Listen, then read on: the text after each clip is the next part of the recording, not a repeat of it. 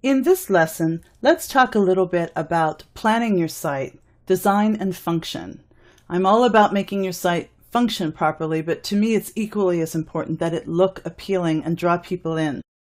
If you don't get people past your homepage, you've kind of failed at what you've done because no one's going to go any further if it's not interesting.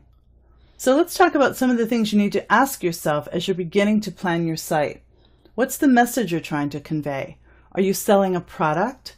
Are you trying to get across an idea or a concept to people? These are things that you need to think about. What is the message that you want people to take away from your website? Do you have particular colors in mind? Are you working with a brand? Do you need to use the exact colors that are in someone's logo, or are you free to use whatever colors you want? Remember that color can be used to help organize your content as well, so keep that in mind as you're designing. Have you chosen fonts? Fonts can be a great way to add interest and appeal to your site, but maybe the fonts aren't important to you. Maybe you're just sticking with a serif or a sans serif font. But if there is a designer font that's used in the logo and you want to repeat that through some of the headings throughout your content, those are things you need to think about ahead of time. What role will graphics play in the design of your content? Are you using graphics to help tell the story, or are they simply just there for fluff? And if they are there to tell the story, they need to be high quality, they need to match and be relevant with the content. Have you listed the necessary pages for the site? So in other lessons within this workshop, we talk about hierarchy and how you can plan your website and make sure that all of the right pages are in place. So it's a very good idea to plan all of this before you even begin building your first web page. What will be the focus of the homepage? Will it have graphics? Will it have an image gallery? Will there be a video? Will just simply be text content? You want to make it appealing. You definitely want to get your message across, but you want to make it appealing so people will stay on your site and actually want to explore. Placement of objects on the page can vary from boring to interesting. Let's explore that a little bit. Here's a basic layout of just a photo of one of the covered bridges, with the name of the bridge centered above it and the photo caption below it. This particular placement is boring. So the font is the same for the headline and for the photo caption, and it just looks boring. Here we've shaken it up a little bit just by simply moving the placement of the text. So most people tend to line things up with the edge of the photo. Here I just moved it off to the left more and the photo caption off to the right a little bit more, and already it's starting to look a little bit more interesting without really changing anything else.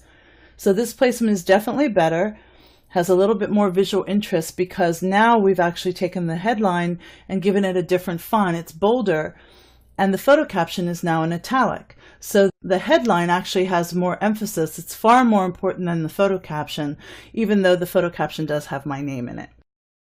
Here I've taken it and started adding a little bit of color. So this I laid out in Illustrator, but this is the photo with a dropped shadow behind it.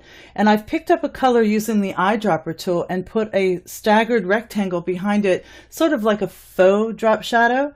And look what I did with the photo caption, just running it up the side and making it in a smaller font so it's noticeable, but it doesn't jump out at you. And here I've chosen another color from the wood inside the bridge, and I've made this little rectangle that runs off the page and goes parallel with this top section. So again, just adding more visual interest. Things are layered here. I like how this photo is layered over top of both of these elements. Just again, drawing attention to the photo first and foremost. So it says you can see how color and placement can really make an impact, and I think it really does.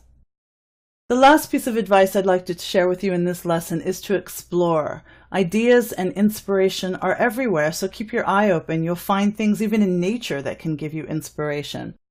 Look at other sites you like, find ones you like, and even find ones you don't like. What don't you like about them? You want to make sure you don't repeat that within your own site. Check out print materials as well. Just because it's web design, good design is good design, so you might find something in print that you really like. I recommend to most of my students to start a notebook of inspiration. I get a 3-ring binder and I start making copies of things I like out of books, or tear out pieces of articles from newspapers or ads that I like.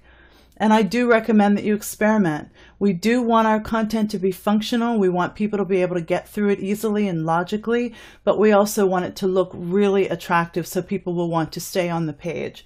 So these are just some ideas to keep in mind when you're planning your website.